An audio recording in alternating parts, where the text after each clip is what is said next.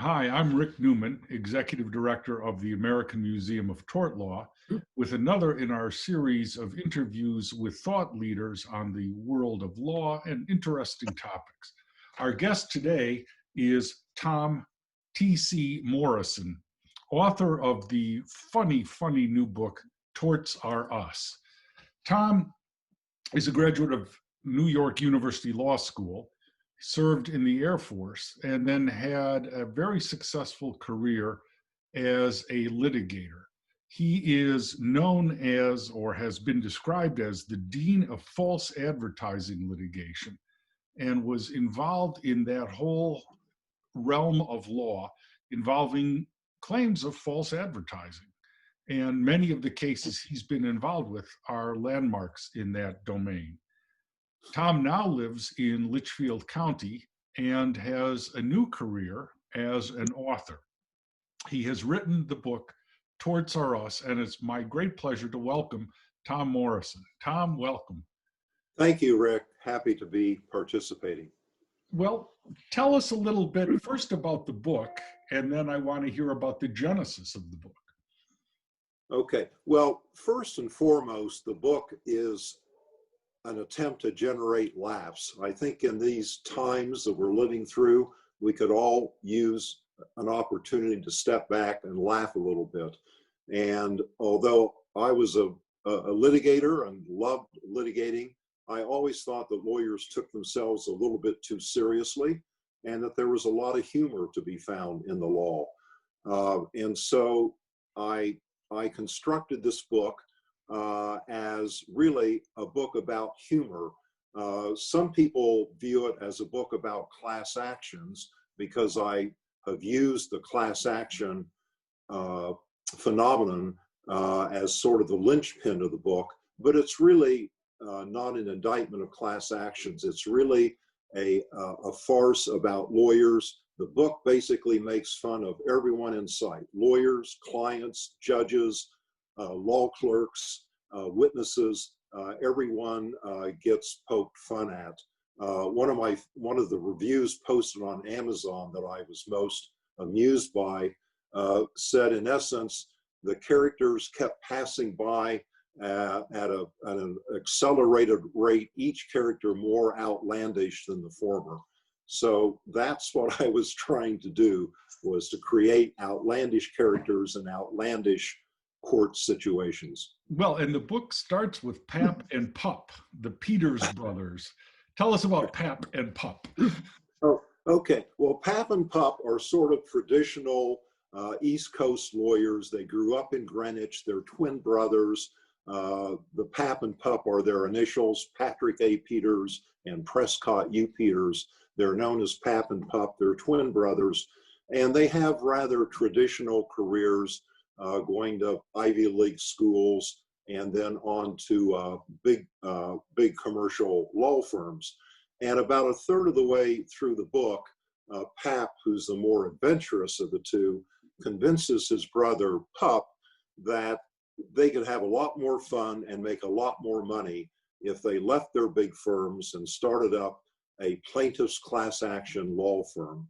And so they start up a firm known as Peters and Peters, and off we go into a series of three wild and hopefully hilarious to the reader class action cases.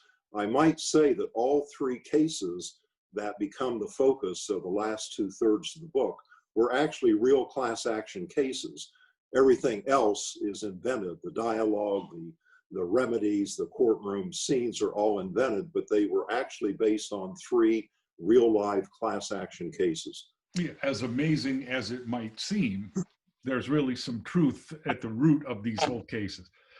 You had some fun, it looks like, with some of the names of the characters. Let me just say this. There's Mona Lott, Lydia Lowlace, the Honorable Oliver Z. Pickle, and of course, Headley Butts, known to his friends as Head Butts. How did you come up with these names? That was one of the more fun parts of the writing exercise. For some reason, that kind of thing came easy to me. As I just thought about these people, I just began inventing these names. And numerous people who have read the book have said that that was, to them, the best part of the book, reading these bizarre names. And I just had a lot of fun doing that. And that part came fairly easily, believe it or not. In fact, a friend of mine who's a professional painter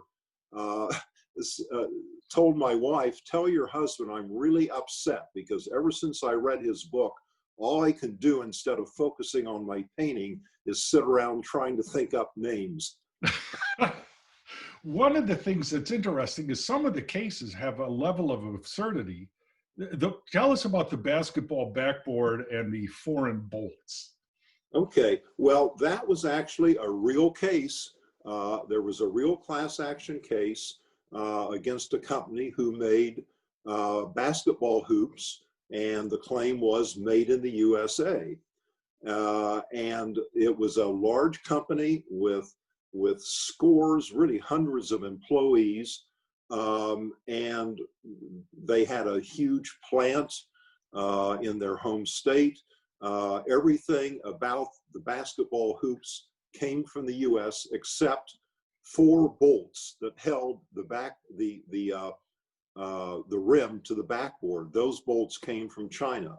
So I had a lot of fun in how the plaintiff, in this case, a university in Ohio, discovered that those bolts came from China, and the university was incensed because their basketball players could no longer get the ball through the hoop because they were focused on those bolts that came from China. And it goes on from there. One of the things that is a hallmark of the book is there's a lot of in-court transcripts. I mean, they're not real transcripts, but you can read the direct and cross-examination of the various witnesses. How did you formulate all that? Well, again, that was one of the more fun parts of the book. I spent my life in courts, speaking and arguing and presenting cases to judges and juries. And I never got to make up what I said. I had to pay attention to the facts and the law. But writing this book gave me the opportunity to let my imagination run wild and just make up the most bizarre dialogue I could think of. And as I got into the writing process, I frankly tried to make it as bizarre and outlandish as possible. And I hope I succeeded. Yeah, I think you did. Let's turn to the craft of writing. In some ways, lawyers, trial lawyers in particular, are craftsmen with words. The language is one of your tools of trade, but it's not the same as writing a novel. So walk us through the process of how you became a novelist. What was your daily schedule? How did you do it? Well, first of all, I took legal writing very seriously. And my main critique of legal writing was that it was too legalistic.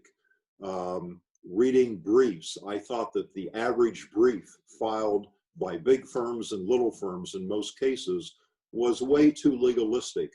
And I developed a process of writing briefs that just tried to tell a story. And I preached that to all of the colleagues that worked with me. One of my partners was so enraged by my style of writing, he referred to it as the Newsweek style of legal writing. But I actually took that as a point of pride. So I always enjoyed trying to craft briefs and arguments that used plain words and told a story rather than that were legalistic. So when it came to writing the book, it really just became easy because I was used to writing a lot. I was used to writing in simple language. And then when I thought about this book, I had the opportunity to make up everything. Again, unlike writing a brief, I didn't have to worry about the real facts or the real law. I could just make it up as I went.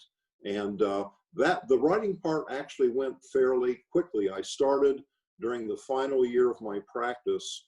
I began writing it, and I continued probably for the first 8 or 9 months after I retired. And getting a draft down on paper actually came fairly quickly for me. And how did you do that? Was this a routine every morning at 5 a.m. till 10 a.m. or how did you actually create the book? Well, first of all, first of all, as some of my partners have guessed, I have a supply of number 2 pencils, and I have a supply of legal pads. And I wrote with number 2 pencils on legal pads the same way I wrote every brief that I ever wrote in my life. The difference was I didn't have a secretary to input it, so I did my own inputting on my computer. That probably took more time than scratching out the drafts. In terms of timing, frankly, it was all over the lot. Some of my great ideas came in the midst of my doing exercises or stretching. I'd be on the floor doing back stretches and a thought would come to me. I wrote one chapter on an airplane trip back from visiting my son in Colorado. So the writing occurred at various times. Probably the bulk of it would be in the morning between breakfast and lunch, but I wasn't locked into that kind of a schedule. It was kind of when the spirit moved me. When I had a good idea, I would immediately go and write it down. But the writing part actually went fairly quickly, and for some reason came fairly easily to me. That's neat. What do you think is the future holds for Pap and Pup? Will there be more in the series? Well, the final chapter leaves open that possibility. I have a lot of material that I wasn't able to work into the book. I worried that the book's already a little too long. It's about 300 plus pages. So I have plenty of material, but frankly, it depends on how the book does, if there's a market for it. It takes a lot of time and effort to write and publish a book. Assuming this does reasonably well, there will probably be a sequel, because as I said, I have plenty of material that I wasn't able to squeeze into the first volume. Excellent. And options for Hollywood? Do you have any ideas who would play these guys? I can only dream about that. Well, listen, it's a pleasure to speak with you. For anyone who is interested in law or lawyers or comedy or funny writing, you should read this book, Torts R Us by Tom T.C. Morrison, is available on Amazon, and it's just a hoot. You will very much enjoy it. So it's my pleasure to have spent a few minutes with you, Tom. Thank you very much. Thank you, Rick. I really appreciate the time and appreciate the association with the Tort Museum. It's not too far from where I live in Lakeville, Connecticut. Good. Well, come by and we will give you the tour. I would love to do that. Excellent. Talk to you again soon. Thank you very much for your time, Tom. Appreciate it. Thank you, Rick. Bye. Bye.